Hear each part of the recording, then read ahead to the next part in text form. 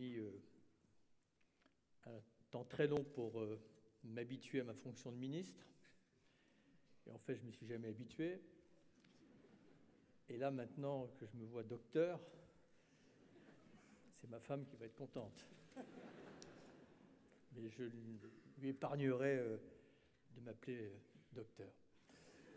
Plus sérieusement, monsieur le recteur, mesdames et messieurs, mon émotion est palpable, je le pense, parce que j'ai toujours été étonné de ce qui m'arrive dans mon existence. Parce que je me trouve, et n'y voyez pas là de la fausse modestie, je me considère comme quelqu'un de très ordinaire, mais qui a eu une vie extraordinaire. Et donc, et le combat que je mène, et je crois que c'est celui-là que vous honorez ce soir plus que le personnage, me paraît tellement frappé au coin du bon sens, parce que c'est le plus beau des combats, c'est le combat pour le respect de la vie. C'est les combats pour essayer, de consacrer l'unicité de l'homme et le caractère unique de l'homme. C'est de prendre soin de ce qui l'a précédé sur cette minuscule petite tête d'épingle qu'on en appelle la planète. Mais le caractère unique de l'homme, c'est de faire en sorte de ne pas sacrifier l'avenir au présent. Voilà ce qui devrait nous distinguer. Et donc je n'ai aucun mérite parce que, d'abord, dans cet engagement, j'y ai trouvé parfois la tentation du désespoir, mais très souvent une magnifique redevance dans les personnes que j'ai pu croiser dans ce chemin. Vous savez, quand vous avez l'estime d'un Nicolas Stern, quand vous avez l'écoute d'un Stéphane Hessel, quand vous avez l'attention d'un Edgar Morin, quand vous avez l'amitié d'un Paul-Émile Victor, quand vous avez la chance sur ce chemin de dialoguer avec Nelson Mandela, eh bien vous vous dites que ça valait le coup de consacrer du temps et parfois même de sacrifier sa vie privée pour un enjeu qui conditionne tout ce qui a de l'importance à nos yeux. En fait, nous avons cette chance ou cette malchance, l'avenir le dira, mais évidemment je préférais que ça soit une chance, d'être réunis sur cette petite planète à un moment très particulier de l'histoire de l'humanité. Je ne sais pas si on en a bien conscience. J'ai tendance à penser, et pardon, permettez-moi d'évoquer des hypothèses qui n'ont aucun support scientifique, mais ayant un bac plus 3 mois, je peux me permettre de m'affranchir d'un certain nombre de précautions. Mais je pense que depuis que le monde existe, quelques milliards d'années, eh bien, ce monde a franchi plusieurs pas, plusieurs sauts. Le premier saut, c'est le saut de la vie. Le deuxième saut, c'est le saut de l'esprit. Et notamment la nature qui prend conscience d'elle-même. Et nous avons ce double privilège, alors que dans l'univers, on voit bien que la vie n'est pas la norme, elle est l'exception, et nous faisons partie de l'exception. Et en plus, nous sommes la partie consciente de la vie. Consciente.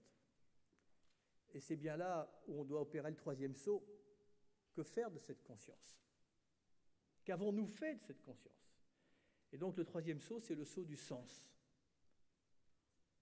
Et nous avons à le faire collectivement. Et quelque part, cette injonction climatique qui, brutalement, vient charger le fardeau de l'humanité, eh bien, c'est peut-être une extraordinaire opportunité qui arrive à point nommé. Parce que je pense que, quelque part, notre technologie a dépassé notre humanité. Et en réalité, nous devons devenir humains, achever ce processus. Et devenir humain ne devrait pas être une tâche si accablante, mais nous ne le pourrons que si nous renouons avec un certain nombre de valeurs qui soient notre fil guide ou nos fils guides pendant ce XXIe siècle. La première des valeurs, peut-être, c'est l'humilité. Jean Rostand disait « La science a fait de nous des dieux avant de faire de nous des hommes. Devenons déjà humains. » La deuxième des valeurs, c'est la sobriété. Parce qu'on est tombé dans une forme de crise d'adolescence, dans un état d'ébriété, où le matérialisme, le consumérisme nous a déliés de tout. Il n'est apparu comme un faux espoir du monde, et donc nous devons revenir à ce sens de la mesure et à ce sens des limites. La troisième valeur, c'est la diversité. Seule la diversité est féconde. Et dans cette tentation d'homogénéisation culturelle de la planète, comme nous l'a dit Stéphane Hessel, résistons à cette tentation. N'y succombons pas. On peut s'unir et on doit s'unir. Mais seule la diversité permet de s'unir, sinon on s'uniformise et ça n'a rien à voir. Et puis, le quatrième principe, ou la quatrième valeur, qui doit être la valeur cardinale du XXIe siècle, celle pour laquelle on se bat tous, et qui est un principe originel qui a permis à la vie d'évoluer, c'est la valeur de la solidarité. C'est pour ça qu'on se bat.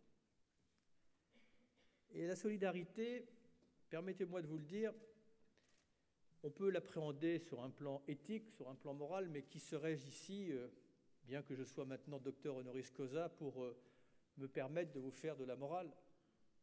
Je veux simplement vous dire que le monde, enfin le XXIe siècle, sera solidaire ou ne sera pas. Tout simplement parce que dans un monde qui a été brutalement, efficacement connecté par la mondialisation, par la technologie, par Internet, par la télévision, eh bien, à défaut de réduire les inégalités que vous avez évoquées tout à l'heure, il a eu un effet rebond que nous n'avions pas imaginé, c'est qu'il a exposé les inégalités, les a confrontées. Brutalement, les exclus ont vu sur les inclus. Et à l'exclusion, vous ajoutez un élément explosif qui est l'humiliation. Et voilà le cœur de mon message. Nous ne pouvons envisager, si nous aspirons à vivre en paix, dans un monde qui est mouvant, qui est fluide, où si la richesse n'irrigue pas la pauvreté, c'est la pauvreté qui se drainera vers la richesse. Nous n'avons pas d'autre choix que de construire un monde solidaire. Et c'est là que économie et écologie se rejoignent. Un monde solidaire, c'est un monde qui partage.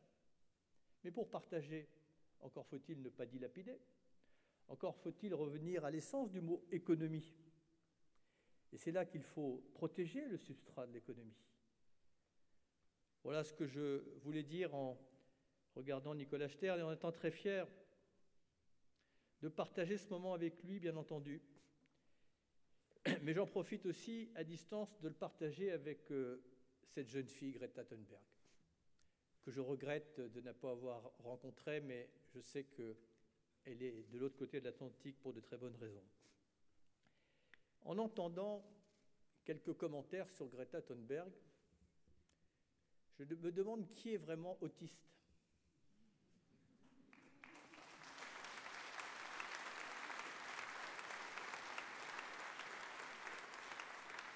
Parce que l'autisme, ça n'est pas un déficit de sensibilité, c'est un trop-plein de sensibilité qui a du mal à s'exprimer. Et ceux qui, quelque part, tournent en dérision le combat, la parole, l'attitude même de Greta Thunberg, à mon avis, mettront des siècles à trouver une once de sensibilité chez eux. Je disais l'autre jour que, heureusement que la suffisance ou la bêtise épargne de la honte. Et quand on tourne en dérision, cette voix de la jeunesse qui émerge, me vient à l'esprit ce poème chinois qui dit « Quand le sage monte la lune, l'imbécile regarde le doigt ». Regardons ce que nous dit Greta Thunberg. Ne nous volez pas notre avenir. C'est le message principal. Et que ce soit nos enfants qui nous le rappellent, qui nous disent « parlez moins, agissez plus ». Mais je comprends et je m'étonne même que cela se fasse avec une certaine bienveillance, avec une force de mots, intraitables, parfois radicaux. Mais moi-même, depuis 30 ans, j'essaye avec d'autres, après d'autres, et probablement avant d'autres, de faire en sorte que nous réagissions face à la gestation d'une tragédie d'une grande échelle, parfaitement prévisible. Et quand on me dit, mais comment se fait-il qu'on en soit encore là 30 ans après, et que le péril se rapproche, et que cette fenêtre entre le moment où nous aurons encore les cartes en main et le moment où nous ne les aurons plus est de plus en plus court. Probablement par excès de vanité. Probablement parce que nous sommes convaincus qu'il y a un couple qui s'est formé dans la modernité, avenir et progrès, et que ce couple est irréversible. Mais nous avons là une occasion magnifique, si nous entendons ce message, de réagir et de faire collectivement un saut qualitatif, parce qu'il n'y aura pas de perdant ou de gagnant. Comme l'a dit Martin Luther King pour la cause des Noirs, on est condamné à agir ensemble ou à tous crever comme des idiots. Eh bien, cette injonction écologique, climatique, peu importe le vocabulaire, nous fait voir comme nous sommes une petite famille, la famille humaine. Et il y a une seule chose qui nous fait défaut, une vision, une intelligence et une volonté collective. Et voilà le message de Greta Thunberg. Elle nous dit l'énergie la plus renouvelable, c'est l'énergie de l'amour. Merci beaucoup.